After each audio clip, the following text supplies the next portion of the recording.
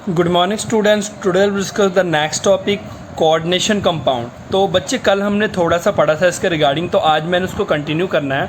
कल मैंने जस्ट आपको इंट्रोडक्शन दिया था कि कोऑर्डिनेशन केमिस्ट्री होता क्या है, ये कंपाउंड्स बनते क्या है और इसके लिए क्या क्या जरूरी है। ठीक है बच्चे, तो आज जो है मेन हमने शुरू करना है इसके रिगार्डिंग। बेटा मैंने नोट्स थोड़े से प्रिपेयर किए हैं, हैंड रिटन 8-9 पेजेस के हैं, तो इससे जस्ट आपको आइडिया मिल जाएगा कि इस चैप्टर में एक्चुअल हो क्या रहा है। बिकॉज ये चैप्टर ना बेटा थोड़ा ज़्यादा डीप है।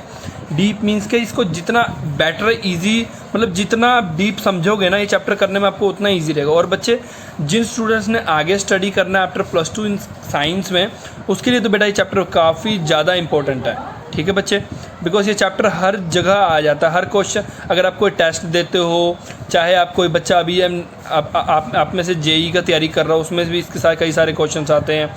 ठीक है बच्चे, तो ये हर तरह के इंटरनल टेस्ट में आ जाता है जहाँ भी केमिस्ट्री हो। ठीक है, पहले हम पढ़ेंगे कोऑर्डिनेशन कंपाउंड। ठीक है बच्चे, उससे पहले मैं आपको एक क्वेश्चन छोटा सा इसमें है कि कोऑर्डिनेशन कंपाउंड क्या होता है। ठीक है, अगर मैं बोलूँगा कि it is a bond form between Lewis acid और लुईस बेस। अब देखो क्यों, मैंने आपको एक चीज़ बताया था ना, एक चीज़ हमने पहले भी पढ़ा हुआ है कि लुईस एसिड और लुईस बेस के बीच में जो बॉन्ड बनता है हम उसे बोलते हैं कोऑर्डिनेशन कंपाउंड। मतलब क्या है बेटा, आप देखो पिछली बार भी मैंने आपको समझाया था। इसमें क्या होता है कि मेटल, ठीक है, उस पर कौन सा चार्ज होता है, पॉजिटिव, और एक बंदा लोन पेयर डोनेट करता है। ठीक है, मान लो वो एक्स है। ठीक है, तो इस ध्यान से सुनो, जो लोन पेयर डोनेट कर दे, आपको बेटा पता होगा जो भी लोन पेयर डोनेट कर दे वो क्या होता है, बेस, और जो लोन पेयर एक्सेप्ट कर ले वो होता है एसिड। ये तो आपको पता है ना। तो यहाँ पे होता है कि ये बॉन्ड फॉर्म होता है किसके, लुईस एसिड और लुईस बेस के बीच में। ठीक है बच्चा, ये बेटा एक दूसरे सेंस में मैं आपको समझा रहा हूँ कि केमिस्ट्री जरूरी नहीं होता है एक ही सेंस में पढ़ा जाए ये चैप्टर। तो जैसे मैंने पिछली बार इंट्रोडक्शन दिया तो उसमें क्या था, एक बॉन्ड एक्सेप्टर बॉन्ड डोनर वाली बात किया था। तो मैंने बॉन्ड एक्सेप्टर और बॉन्ड डोनर वाले को किसके साथ अटैच कर दिया, मैंने लुईस एसिड और लुईस बेस कंसेप्ट के साथ अटैच कर दिया। तो हम दोनों में से किसी भी सेंस के साथ इसको एक्सप्लेन कर सकते हो। ठीक है, नेक्स्ट क्या है, एक compound containing coordinate bond. Coordinate bond का मतलब होता है कि इसमें एरो, मैंने बताया था ना, एरो जैसा होता है जिसमें लोन पेयर जिसके तरफ इसका मतलब हेड हो, ठीक है, जिसकी तरफ टेल हो वो एरो वो लोन पेयर डोनेट कर रहा होता है, जिसकी तरफ हेड होता है वो उसे डोनेट कर रहा होता है। ठीक है, मान लो एक्स है तो वो डोनेट कर रहा है और ये जो इलेक्ट्रॉन है ले रहा है। ठीक है, एक compound containing coordinate bond typically between a central metal atom. मतलब क्या है कि ये क्या करते हैं, सेंट्रल मेटल एटम। मतलब क्या होता है कि इसमें क्या होता है, जो इलेक्ट्रॉन डोनेट होता है वो किसे डोनेट करते हैं, सेंट्रल मेटल एटम। ठीक है, मेटल कोई भी हो सकता है। ठीक है, मेनली जिसमें यूज़ करते हैं हम ट्रांजिशन मेटल यूज़ करते हैं, मतलब डी ब्लॉक के मेटल्स यूज़ करते हैं। ठीक है, क्योंकि बेटा वो यूज़ करने का सिंपल सा मीनिंग ये है, जैसे डी ब्लॉक में आपने क्या पढ़ा था कि वो अपने कोवैलेंसी इजीली इंक्रीज कर सकते हैं, उसके कितने कई सारे ऑक्सीडेशन स्टेट होते हैं। तो यही रीज़न करके बच्चा हम डी ब्लॉक मेनली इसमें ज़्यादा यूज़ होता है। ठीक है, and A number of other atoms और ग्रुप। ठीक है, और ए नंबर ऑफ अदर एटम्स और ग्रुप भी है। जैसे कि अगर हम बात करें तो लुईस बेस है, अगर सिंपल समझा, लुईस बेस क्या होता है, जो इलेक्ट्रॉन डोनर होता है, एसिड होता है इलेक्ट्रॉन एक्सेप्टर होता है। ठीक है, इसमें देखो क्या होता है, जो इलेक्ट्रॉन डोनेट कर रहा होता है, क्लियर सुन लो, जो इलेक्ट्रॉन डोनेट कर रहा होता है उसे क्या बोलते हैं हम, लीगेंड। ठीक है, लीगेंड को आप ऐसे जोड़ लो कि जो हम बोलते हैं ना, अब लीगेंड को ऐसे जोड़ लो कि बहुत ही अमीर इंसान है, वो बहुत अमीर और अच्छा इंसान है जो ऑलवेज क्या करता है, दूसरों को दान देता है। और मेटल क्या है कि नीडी पर्सन है, क्योंकि मेटल पता है इलेक्ट्रो डेफिशिएंट होता है, हमेशा याद रखना। और मेटल को ही बोलेंगे हम सेंट्रल मेटल एटम। ठीक है, जो और ठीक है बच्चे, ये देखो ये डोनेट कर रहा है मेटल को, मेटल इसमें मेटल क्या है, सेंट्रल मेटल एटम। और जो एल जिसे हम लीगेंड लिखते हैं, लीगेंड को कुछ भी हो सकता है, जो इलेक्ट्रॉन डोनेट करेगा उसे लीगेंड मानेंगे और जो एक्सेप्ट करेगा उसे central metal atom. In which ligand have lone pair और they act as Lewis base. और जो डोनेट कर रहे हैं लोन पेयर, वो क्या, जिसे डोनेट कर रहे हैं वो है सेंट्रल मेटल एटम। और जो एरो इंडिकेट कर रहा है, the arrow between the Lewis acid और लुईस बेस क्या रिप्रेजेंट कर रहा है, कोऑर्डिनेट बॉन्ड। मतलब कौन किसके साथ बॉन्ड बना, लुईस बेस डोनेट करता है लुईस एसिड के साथ, तो ऐसे वो कोऑर्डिनेट बॉन्ड बनाता है। एग्जाम्पल के लिए देखो, अगर देखो ये इसके पास, अब ये लीगेंड है, ठीक है, इसके पास एक लोन पेयर है, इसने पूरा का पूरा लोन पेयर इस सेंट्रल मेटल एटम को डोनेट किया, ठीक है, सेंट्रल मेटल एटम को डोनेट किया और थ्रू एक एरो के थ्रू ये बॉन्ड बनाते हैं, ठीक है। और इसमें लिगेंड है, सेंट्रल मेटल एटम है, मेटल एक्सेप्ट करता है इलेक्ट्रॉन बिकॉज, और अब देखो मेटल इलेक्ट्रॉन क्यों एक्सेप्ट करता है, एक क्वेश्चन तो ये भी आता है, because they have valence D electron, ठीक है, और दे इंक्रीज दियर वैलेंसी। और अगर मैं एग्जाम्पल के लिए बोलूँ तो इसमें बेटा ये वाला कंपाउंड हो सकते हैं, ठीक है, दोनों। इसमें जो होता है, जैसे मैंने पिछले बार समझाया था, कोऑर्डिनेट एंटिटी होता है, ये से बोलते हैं कोऑर्डिनेशन एंटिटी, ठीक है। और याद रखना कोऑर्डिनेशन एंटिटी को ब्रेक करने के लिए काफ़ी ह्यूज अमाउंट ऑफ एनर्जी चाहिए।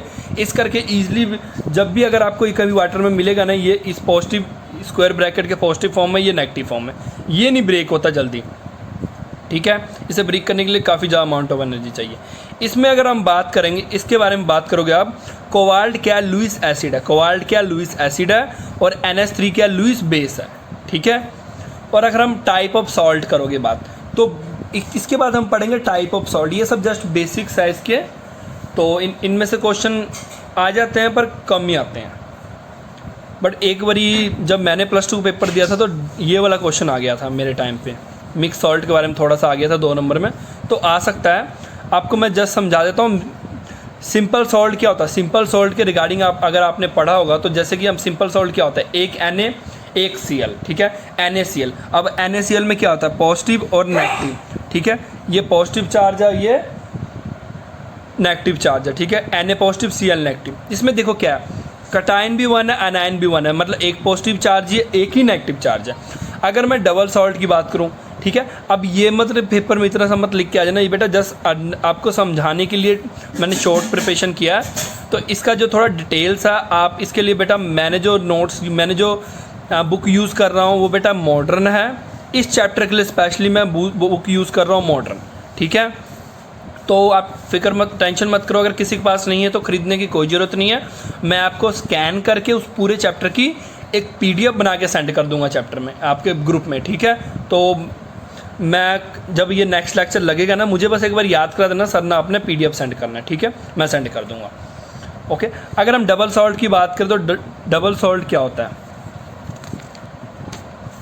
अगर हम डबल सॉल्ट की बात करें,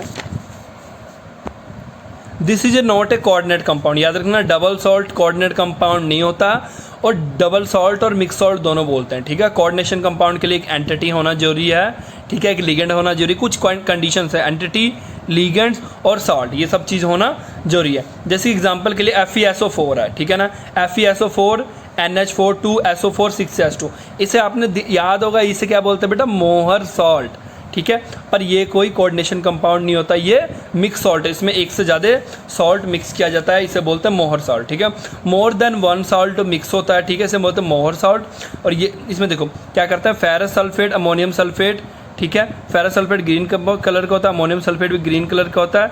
ड्यू टू, और ग्रीन कलर क्यों होता है, due to Fe2 positive ion they show colour, ठीक है। ये तो जस्ट मैंने आपको बताने के लिए किया है कि अगर आपके माइंड में आए कि सर ये ग्रीन कलर क्यों शो करता है, तो ये मैंने बता दिया, क्योंकि Fe2 पॉजिटिव करके ये शो करता है ग्रीन कलर।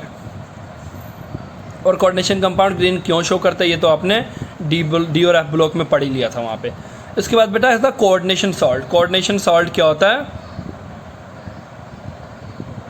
कोऑर्डिनेशन सॉल्ट जो होता है, एक चीज़ और बेटा, जैसे मैंने पहले ही बताया था कि एटॉमिक नंबर 21 से 30 तक आपको आना चाहिए। अगर इसके आप, क्योंकि देखो इसमें इस चैप्टर में काफ़ी सारे क्वेश्चंस आ सकते हैं कि इसका ऑक्सीडेशन स्टेट निकालो, कोऑर्डिनेशन नंबर निकालो, ठीक है, या इसके नेम बताओ। इसका अगर नेम भी बताओगे तो आपको कोऑर्डिनेशन नंबर चाहिए। अगर कोऑर्डिनेशन नंबर चाहिए आपको तो बेटा इसका एटॉमिक नंबर पता होना चाहिए। हो सकता है कि उसने एटॉमिक नंबर दिया भी हो सकता है नहीं भी दिया हो, और मेनली बेटा 50-50 चांस होता है, मिल भी दे भी सकते हैं, नहीं भी दे सकता। अगर नहीं दिया हो तो आपको बेटा 30 तक तो जिंक तक तो याद होना चाहिए, K4FeCN6, ठीक है।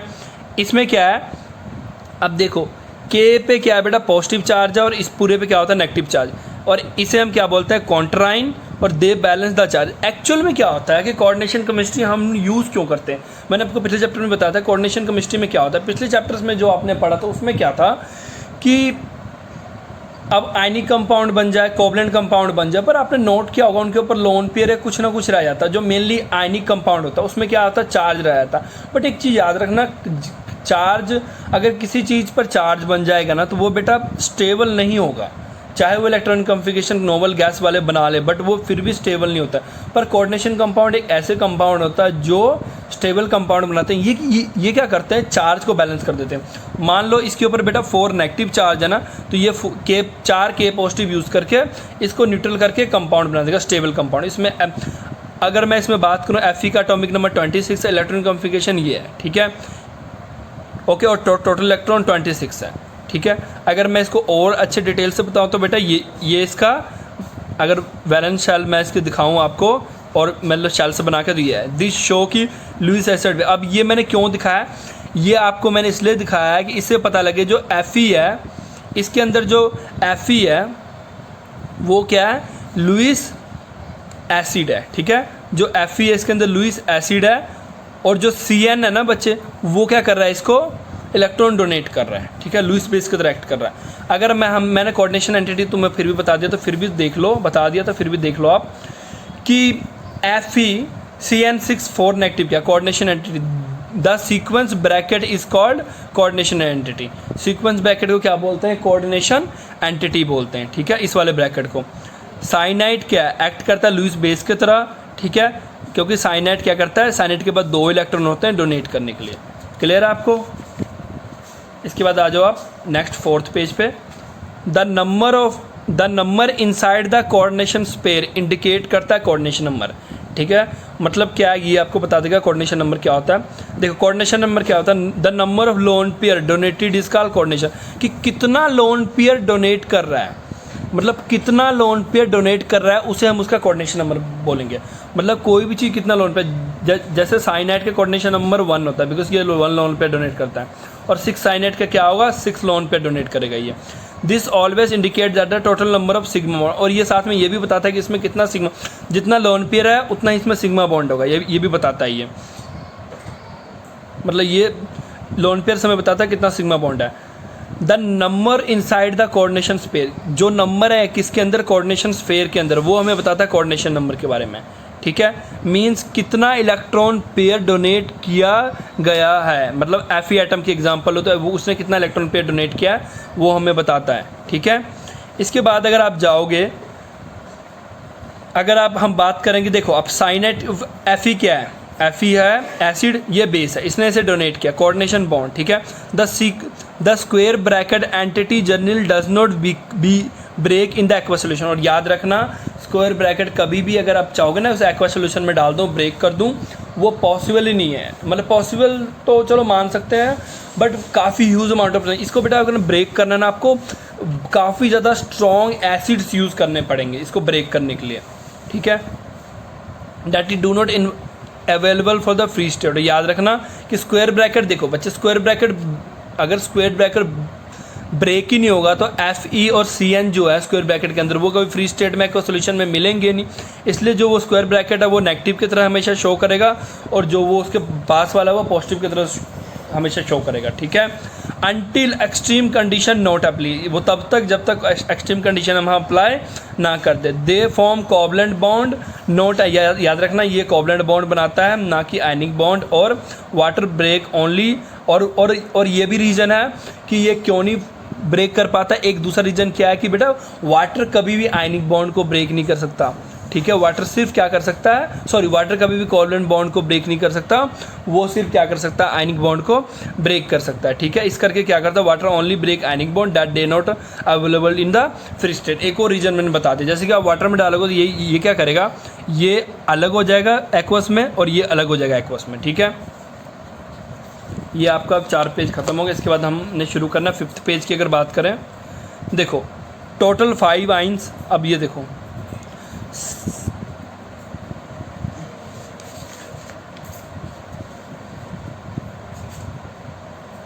तो इसके बाद क्या करें, so unlike double salt the complex salt do not dissociate completely in water. इसलिए अगर हम बात करें तो यही रीज़न होता है समटाइम बेटा जो डबल सॉल्ट होता है वो ब्रेक नहीं होता वाटर के अंदर। एक जो रीज़न मैंने आपको पीछे बताया, यही रीज़न करके समटाइम वो ब्रेक नहीं होता बिकॉज उनके अंदर क्या होता है, कोवलेंट बॉन्ड होता है। अगर मैं क्लासिफिकेशन ऑफ कोऑर्डिनेशन कंपाउंड की बात करूं on the basis of ligand, पहला क्या है, किसके बेस में हमने पढ़ना, लिगेंड के बेस पे। तो याद रखना आप, अगर लिगेंड के बेस पे आप याद करोगे तो इसे बोलते हैं होमोलैप्टिक्स और हेट्रोलैप्टिक, ठीक है ना। होमो याद रखना, कहीं भी होमो वर्ड आ जाए मतलब सेम, होमो मतलब होता है सेम, होमोलैप्टिक का मतलब होता है ऑल लिगेंड आर सेम, ठीक है। सभी होमोलैप्टिक का मतलब होता है ऑल लिगेंड। अब देखो लिगेंड कैसे सेम, अब देखो इस सम, ये कौन है बच्चे, जो याद रखना, याद करने का सिंपल तरीका, जो दान कर रहा है, जो डोनेट कर रहा है, जो बेस है, ठीक है। तीन वर्ड, तीन मतलब बता दिया, जिसके पास इलेक्ट्रॉन पेयर है वो, उनको बोलते हैं हम लिगेंड। मतलब क्या है कि अब यहाँ देखो 6 के, अब हो सकता है कि अब देखो ये सेम वाली वर्ड का मतलब क्या है, हो सकता है जो डोनेट कर रहा है, मान लो कि एक बंदा डोनेट कर रहा है तो वो सिंगल लिगेंड होगा। हो सकता है कि एक बंदा और उसका एक फ्रेंड भी है, तो इसमें लिगेंड क्या होंगे बेटा, 2।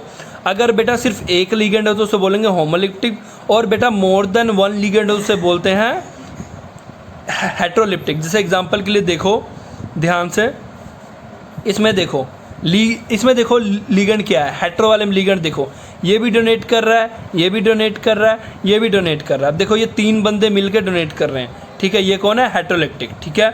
और ये किसे डोनेट कर रहे हैं, कॉपर को। क्लियर है ये चीज़ आपको।